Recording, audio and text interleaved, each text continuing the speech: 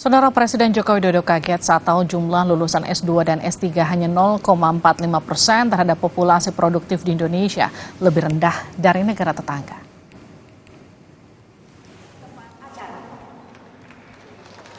Presiden Joko Widodo kaget saat menerima laporan soal angka rasio penduduk berpendidikan strata 2 dan strata 3 di Indonesia hanya 0,45%. Menurut Jokowi, angka itu sangat rendah dibanding Malaysia dan Vietnam. Dan rasio penduduk berpendidikan S2 dan S3 terhadap populasi produktif itu juga masih sangat rendah sekali kita ini.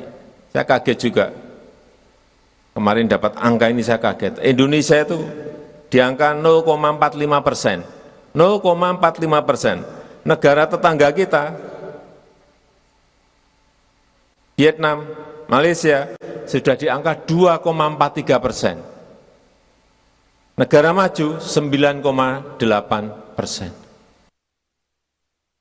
Data Kementerian Dalam Negeri menyebut jumlah penduduk Indonesia pada 2023 mencapai 277,75 juta jiwa. Dari jumlah itu, 21,1% penduduk merupakan lulusan SMA atau SMK atau 58,5 juta orang. 12,4 juta orang merupakan lulusan strata 1 atau 4,5%. Lulusan strata 2, 882 ribu orang atau 0,3%, sementara lulusan strata 3, 63 ribu orang atau sekitar 0,02%. Jangankan pendidikan tinggi, masalah di pendidikan dasar juga masih banyak. Misalnya tamatan SD pada 2022 lalu mencapai 64,4 juta jiwa, yang belum tamat SD sebanyak 30,6 juta jiwa, sementara yang tidak sekolah lebih banyak lagi, mencapai lebih dari 65 juta jiwa. Sementara anggaran pendidikan dari tahun ke tahun terus naik. Pada 2022, anggaran pendidikan mencapai 542,8 triliun rupiah. Di 2023 naik menjadi 612,2 triliun rupiah.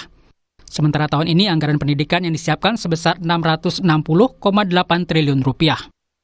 Pengamat pendidikan UGM Budi Santoso Wiknyo Soekarto menyebut jenjang pendidikan S2 dan S3 tidak menarik di Indonesia, kecuali bagi yang ingin menjadi dosen.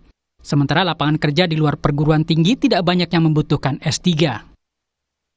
Lapangan kerja di luar pendidikan tinggi tidak banyak yang membutuhkan S3, maka justru akan makin sempit lapangan kerjanya di Indonesia.